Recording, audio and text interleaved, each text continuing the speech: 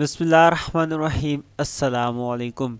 तो आज की इस वीडियो में हम देखेंगे कि एक्सेलरेशन किसे कहते हैं, यूनिफॉर्म एक्सेलरेशन किसे कहते हैं, पॉजिटिव एक्सेलरेशन और नेगेटिव एक्सेलरेशन क्या चीज़ है और डीसेलरेशन का क्या मतलब है। ठीक है, डीसेलरेशन या रिटार्डेशन, इन दोनों का क्या मतलब है। इंशाल्लाह ये सारे टॉपिक इस वीडियो में कवर करेंगे। लेकिन आपको इससे पहले भी एक टॉपिक है जो आपको पहले से अंडरस्टैंड होना चाहिए कि वेलोसिटी किसे कहते हैं। अगर आपको नहीं पता वेलोसिटी किसे कहते हैं तो आप सिंपल यूट्यूब के सर्च बार पर लिखें वेलोसिटी बाय सर सदाम। ठीक है, तो आपको वो मेरा टॉपिक मिल जाएगा वेलोसिटी वाला, तो आप वो टॉपिक देख लें, इंशाल्लाह आपको वेलोसिटी वाला क्लियर हो जाएगा। ठीक है, और इसके साथ ही साथ आप जब ये सारी वीडियो देखेंगे तो आपको ये भी बताया जाएगा कि पेपर में क्या क्वेश्चंस पूछे जाते हैं, आपने उनको लिखना कैसे है क्वेश्चंस को। तो जैसे मैं लिखूंगा, जैसे मैं हेडिंग्स बनाऊंगा, आप भी वैसी हेडिंग्स बना लेना। और साथ ही साथ अपनी फिजिक्स और मैथ की प्लेलिस्टें आपको कैसे मिलेंगी, न्यूमेरिकल की प्लेलिस्टें कैसे मिलेंगी, वो तरीक़ेकार भी वीडियो के लास्ट में आपको बताया जाएगा। अभी स्टार्ट करते हैं अपने टॉपिक को। टॉपिक है हमारे पास एक्सेलरेशन कि एक्सेलरेशन किसे कहते हैं। देखते हैं जी एक्सेलरेशन किसे कहते हैं। तो डेफिनेशन आपके सामने एक्सेलरेशन के लिखा हुआ है। Acceleration is defined as the rate of change of velocity of a body. कि एक्सेलरेशन क्या है कि किसी भी बॉडी की जो वेलोसिटी में तब्दीली है, चेंज ऑफ वेलोसिटी के वेलोसिटी में जो तब्दीली है टाइम के लिहाज से, लिखा हुआ ना एट द रेट, रेट का मतलब होता है टाइम, के टाइम के लिहाज से उसकी वेलोसिटी में जितनी भी तब्दीली होगी उसे हम कहते हैं उसका एक्सेलरेशन। ठीक है, तो सिंपल सी वर्डिंग में बताऊं तो वेलोसिटी में तब्दीली की शरह को एक्सेलरेशन कहते हैं। कि वेलोसिटी कितनी तब्दील हो रही है, कितनी चेंज हो रही है, उसे ही हम क्या कह देते हैं, उस बॉडी का एक्सेलरेशन कह देते हैं। सिंपल सी चीज़ है। देखिए ना, अगर मेरे पास कोई बॉडी है, फर्ज करें यहाँ से वो आगे की तरफ मूव कर रही है, तो पहले उसकी वेलोसिटी क्या थी, शुरू में फ़र्ज कर ले उसकी वेलोसिटी 0 थी, तो शुरू वाली वेलोसिटी को मैं क्या कह देता हूँ, इनिशियल वेलोसिटी कह देता हूँ। थोड़ी देर बाद क्या होता है कि उस बॉडी की वेलोसिटी ज़्यादा हो जाती है। कितनी हो जाती है, 10 हो जाती है। तो अब उसकी वेलोसिटी को मैं क्या कह देता हूँ, फाइनल वेलोसिटी कह देता हूँ, VF। ठीक है, तो देखिए वेलोसिटी चेंज हुई ना, यहाँ से यहाँ तक आते आते वेलोसिटी चेंज हुई, पहले 0 थी फिर क्या होगी 10 हो गई। तो ये जो वेलोसिटी में तब्दीली है ना, इसे ही हम क्या कहते हैं, एक्सेलरेशन कहते हैं। अब ये वेलोसिटी तब्दील होने में टाइम भी तो लगा होगा ना, टाइम में भी 1 सेकंड लगे, 2 सेकंड लगे, कितना भी टाइम लग सकता है। तो हम फर्ज कर लेते हैं जी 5 सेकंड लग गए वेलोसिटी को तब्दील होने में। तो जितनी भी तब्दील हुई उसको आप टाइम पे डिवाइड कर दो तो आपके पास क्या आ जाएगा, आपका एक्सेलरेशन आएगा। यही आपका फॉर्मूला भी है एक्सेलरेशन का। अगर फॉर्मूला देखा जाए एक्सेलरेशन का, वो भी कुछ इस तरीके से ही है, A is equal to change in velocity divided by time. यही लिखा था ना डेफिनेशन में, rate of change of velocity. तो रेट का मतलब होता है टाइम, और चेंज ऑफ वेलोसिटी ये हो गया कि कितने टाइम में कितनी वेलोसिटी चेंज हो रही है। तो rate of change of velocity क्या होगी, एक्सेलरेशन आ गई। जो डेफिनेशन थी वो मैंने फॉर्मूले में लिख लिया। अब इसको आप मज़ीद थोड़ा एक्सपेंड करके लिखो। तो ये जो चेंज इन वेलोसिटी है कि वेलोसिटी कितनी तब्दील हुई है, ये कैसे हमें पता चलती है कि आप उसकी फाइनल वेलोसिटी में से माइनस कर दो इनिशियल वेलोसिटी, तो आपके पास क्या आ जाता है, चेंज आ जाता है। डिवाइडेड बाय क्या है हमारे पास, टाइम है, तो नीचे आ जाएगा टाइम।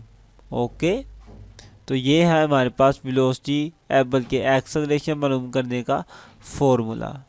उम्मीद करता हूँ कि आपको ये फॉर्मूला अच्छे से समझ आया होगा, ये कैसे आया। अब एक चीज़ आपने अपने जहन में रखनी है कि जैसा कि हमें पता है वेलोसिटी क्या है, एक वेक्टर चीज़ है। वेलोसिटी हमारे पास होती है वेक्टर क्वांटिटी।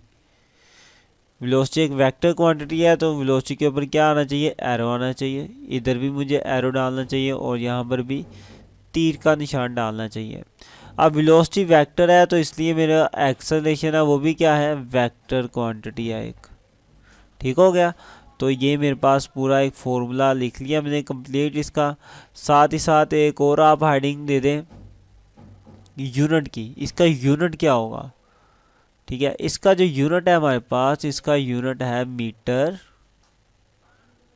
पर सेकंड स्क्वायर, ये है हमारे पास इसका यूनिट। ये इंपॉर्टेंट चीज़ है, इसका यूनिट क्या है, मीटर पर सेकंड स्क्वायर।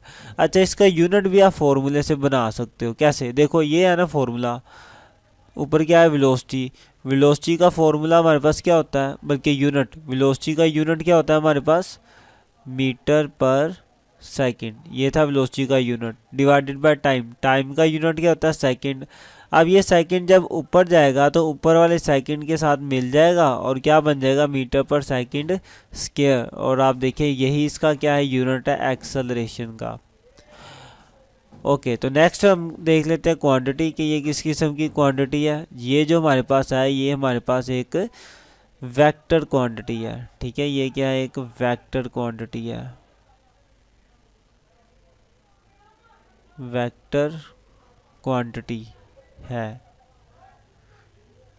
और आपको पता होना चाहिए कि वेक्टर क्वांटिटी और स्केलर क्वांटिटी किसे कहते हैं। अगर नहीं पता तो ये भी आप यूट्यूब के सर्च बार पर लिखें vector and scalar by sir Saddam, तो आपको फिर वो मेरी वीडियो मिल जाएगी, आप वहाँ से इजीली, उम्मीद है कि आप समझ पाओगे। ठीक है, अच्छा, तो एक्सेलरेशन की बात कर रहे थे हम, ये फॉर्मूला हो गया एक्सेलरेशन का, यूनिट वो भी बता दिया आपको, और एक्सेलरेशन क्या है, एक वेक्टर क्वांटिटी है, वो भी आपको बता दिया। तो यहाँ तक तो एक्सेलरेशन की समझ उम्मीद है कि आपको आ गई होगी। अब कुछ मज़ीद बातें हैं एक्सेलरेशन के मुतल्लिक की, वो ये है कि यूनिफॉर्म एक्सेलरेशन किसे कहते हैं। ये इंपॉर्टेंट चीज़ है कि यूनिफॉर्म एक्सेलरेशन किसे कहते हैं। तो सबसे पहले हम एग्जांपल से समझते हैं। फ़र्ज़ करें कोई बॉडी पहले यहाँ से यहाँ तक ट्रैवल कर रही है, शुरू में उसकी वेलोसिटी क्या थी, 0, बाद में उसकी वेलोसिटी होगी 10 होगी, चलो 10 ही कर लेते हैं, बाद में उसकी वेलोसिटी होगी 10, फिर उसकी वेलोसिटी होगी 20, फिर उसकी वेलोसिटी होगी 30, फिर उसकी वेलोसिटी होगी 40। और ये कितने टाइम बाद वेलोसिटी ज़्यादा हो रही है, एक एक सेकंड बाद देख लेते हैं जी, फ़र्ज कर लेते 1 सेकंड के बाद हो रही है, या फिर 2-2 सेकंड कर लेते हैं। पहले 2 सेकंड के बाद 10 स्पीड होगी, फिर अगले 2 सेकंड के बाद उसकी स्पीड 20 होगी, फिर आगे वाले 2 सेकंड के बाद भी वेलोसिटी स्पीड उसकी क्या होगी, 30 होगी, या स्पीड कह लो या वेलोसिटी कह लो। अच्छा, वैसे वेलोसिटी ही ठीक है, आप वेलोसिटी ही कहेंगे। फिर 2 सेकंड के बाद उसकी क्या होगी, स्पीड 40 होगी। ठीक है, इस तरीके से हर टाइम इंटरवल के बाद उसकी स्पीड इंक्रीज़ होती गई है। तो उसकी वेलोसिटी चेंज तो हुई है ना, देखिए पहले 0 थी, बाद में क्या होगी, 10 होगी, तो वेलोसिटी तो चेंज हुई। अब चेंज कितनी हुई है, 10 हुई है। आप 10 - 0 करोगे तो क्या आ जाएगा, 10 आ जाएगा। अब आप यहाँ पर देखो कि 10 से लेकर 20 तक जाते हुए भी वेलोसिटी तो चेंज हुई ना, कितनी चेंज हुई, 20 में से 10 निकाले तो 10 ही रह गए, तो 10 ही चेंज आ गया इसमें भी। फिर आगे भी जो वेलोसिटी में चेंज आया वो भी कितना आया, 10 का चेंज आया। फिर आगे भी जो वेलोसिटी चेंज हुई वो भी कितनी हुई, 10 का चेंज आया। तो देखें टाइम बराबर है, हर 2 सेकंड के बाद वेलोसिटी ज़्यादा हो रही है, लेकिन ज़्यादा तरतीब के साथ हो रही है, 10-10 के हिसाब से वेलोसिटी इंक्रीज़ हो रही है। तो वेलोसिटी इंक्रीज़ होने का मतलब क्या है कि वेलोसिटी में तब्दीली तो आ रही है, वेलोसिटी चेंज हो रही है। अब चेंज जो हो रही है वो बड़ी तरतीब के साथ चेंज हो रही है, 10-10 के लिहाज से चेंज हो रही है। तो वेलोसिटी चेंज होने का मतलब है कि उसके अंदर एक्सेलरेशन तो डेफिनेटली पैदा हो जाएगा। अब एक्सेलरेशन जो पैदा हो रहा है उसको हम कहेंगे यूनिफॉर्म एक्सेलरेशन, क्योंकि ये जो एक्सेलरेशन है ये एक ख़ास तरतीब के साथ पैदा हो रहा है। एक्सेलरेशन जो है हमारा ख़ास तरतीब के साथ पैदा हो रहा है। देखो 10-10 की तरतीब लगी हुई है। ठीक है, ये मतलब वैल्यू चेंज भी हो सकती है, लेकिन मेन चीज़ क्या है कि इक्वल टाइम के अंदर, इक्वल इंटरवल के अंदर जो वेलोसिटी में तब्दीली है ना, वो तब्दीली भी सेम होनी चाहिए। जितनी आपकी वेलोसिटी पहले टाइम में चेंज हुई है उतनी ही आगे वाले टाइम में चेंज हो, उससे आगे वाले टाइम में भी उतनी ही वेलोसिटी चेंज हो, तो उस वक्त हम कहते हैं कि हमारे पास जो एक्सेलरेशन है वो क्या है, यूनिफॉर्म एक्सेलरेशन है। ठीक है, तो उस वक्त हम क्या कहेंगे कि एक्सेलरेशन क्या है, यूनिफॉर्म एक्सेलरेशन है, जब हमारा जो वेलोसिटी है वो इक्वली चेंज हो रही हो। डेफिनेशन भी इसकी कुछ इसी तरह की है, लिखा हुआ है कि अ बॉडी ज़रा ऊपर कर ले से, हाँ लिखा हुआ है a body has uniform acceleration if it has equal changes in velocity, if it has equal changes in velocity, कि अगर उसकी जो वेलोसिटी में तब्दीली है वो क्या है, इक्वल है, in equal interval of time, time के जो इंटरवल है उन इक्वल इंटरवल्स में उसकी एक जैसी ही वेलोसिटी चेंज हो रही है, तब हम कहेंगे कि उसका जो एक्सेलरेशन है वो क्या है, यूनिफॉर्म है। ठीक है, कि टाइम का जो इंटरवल है वो भी इक्वल ही लेना है, और जितना टाइम आप शुरू में ले रहे हो बाद में भी उतना लेना है, तो इक्वल इंटरवल के अंदर इक्वल ही वेलोसिटी चेंज हो जाए तो फिर हम कहते हैं कि उसका एक्सेलरेशन क्या है, यूनिफॉर्म एक्सेलरेशन है। क्लियर हो गया होगा, मुझे उम्मीद है कि यूनिफॉर्म एक्सेलरेशन किसे कहते हैं, ये पेपर में अक्सर पूछा जाता है, तो आपको इस यूनिफॉर्म एक्सेलरेशन की डेफिनेशन बहुत अच्छे से आनी चाहिए। अब यहाँ पर आपसे एक सवाल है कि जो वेलोसिटी में तब्दीली है वो तो दो तरीक़ों से हो सकती है। ऐसा भी तो हो सकता है ना कि शुरू में बॉडी क्या हो, रुकी हुई हो, आहिस्ता आहिस्ता उसकी वेलोसिटी क्या हो जाए, इंक्रीज़ हो जाए, बाद में फर्ज करें उसकी वेलोसिटी कितनी होगी, 10 होगी। या ऐसा भी हो सकता है कि शुरू में बॉडी की कोई ना कोई वेलोसिटी थी, शुरू में बॉडी हरकत कर रही थी, उसकी कोई ना कोई वेलोसिटी थी, मे बी उसकी वेलोसिटी क्या 20 हो, लेकिन आगे जाके उसने क्या किया, अपनी गाड़ी की ब्रेकें लगा ली और उसकी वेलोसिटी क्या होगी, कम होते होते 0 होगी। अब वेलोसिटी देखिए चेंज तो हुई है ना, पहले 0 थी, फिर कितनी हो गई वेलोसिटी, 10 हो गई, या पहले वेलोसिटी 20 थी और बाद में क्या होगी, वेलोसिटी 0 होगी, तो वेलोसिटी चेंज तो हुई है। अब चेंज होने के तरीके डिफरेंट है, यहाँ तो इस तरीके से चेंज हो सकती है कि वेलोसिटी ज़्यादा हो, या फिर वेलोसिटी इस तरीके से चेंज हो सकती है कि पहले वेलोसिटी ज़्यादा थी और आहिस्ता आहिस्ता वेलोसिटी क्या होगी, कम होगी। तो इसी की ही बेस पर हम एक को हम क्या देते हैं, पॉजिटिव एक्सेलरेशन, और दूसरे को हम क्या देते हैं, अपना नेगेटिव एक्सेलरेशन। ठीक है, एक हमारा आ गया पॉजिटिव एक्सेलरेशन और दूसरा हमारे पास क्या हो जाता है, नेगेटिव एक्सेलरेशन। अब पॉजिटिव कब होता है, जब बॉडी की शुरू में स्पीड क्या हो, 0 और आहिस्ता आहिस्ता उसकी स्पीड क्या हो जाए, इंक्रीज़ हो जाए, तो उस वक्त हम कहते हैं उसका एक्सेलरेशन क्या है, पॉजिटिव है।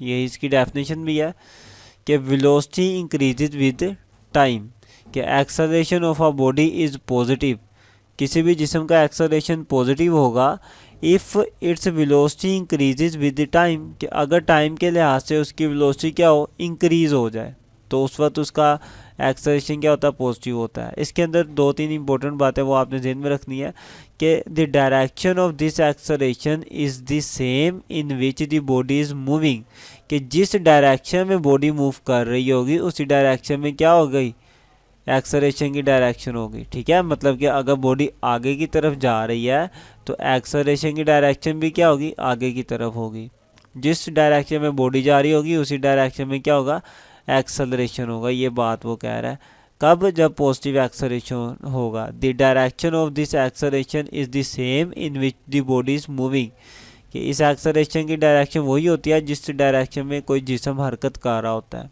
पॉजिटिव एक्सेलरेशन की बात हो रही है अभी। ओके, तो यहाँ तक था पॉजिटिव एक्सेलरेशन। हाँ, अगर शुरू में पहले बॉडी की कोई ना कोई वेलोसिटी थी लेकिन उसने आगे जाके अचानक से ब्रेकें लगाई तो वेलोसिटी कम होते होते होते होते क्या होगी, 0 हो गई, तो वेलोसिटी कम हुई है ना। अगर 0 ना भी हो लेकिन कम हुई है ना, ब्रेकें लगाएगा कम तो होगी, तो वेलोसिटी जो भी होगी कम होगी ना वेलोसिटी।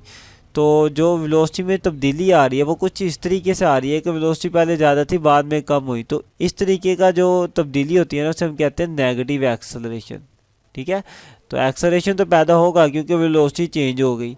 अब चेंज इस तरीके से हो रही है कि वेलोसिटी क्या हो रही है हमारी, आस्ता आस्ता कम हो रही है, तो इसलिए हम इस वाले एक्सेलरेशन को क्या कहेंगे, नेगेटिव एक्सेलरेशन कहेंगे। और ये इसकी डेफिनेशन भी है, acceleration of a body is negative if its velocity decreases with time, कि अगर उस बॉडी की वेलोसिटी टाइम के लिहाज से क्या हो, आस्ता आस्ता कम हो जाए उसकी वेलोसिटी, तो हम कहेंगे उसका एक्सेलरेशन क्या है, नेगेटिव एक्सेलरेशन है। ठीक है, इसमें भी एक अहम बात है नेगेटिव एक्सेलरेशन में भी कि the direction of negative acceleration is opposite to the direction in which the body is moving, कि जिस डायरेक्शन में बॉडी हरकत कर रही है नेगेटिव एक्सेलरेशन उसके ऑपोजिट डायरेक्शन में होता है। जैसे कि अगर बॉडी पहले उसकी वेलोसिटी कुछ कुछ भी थी, आहिस्ता आहिस्ता उसकी वेलोसिटी क्या होगी, ज़ीरो हो गई, तो एक्सेलरेशन क्या हो जाएगा, नेगेटिव हो जाएगा एक्सेलरेशन।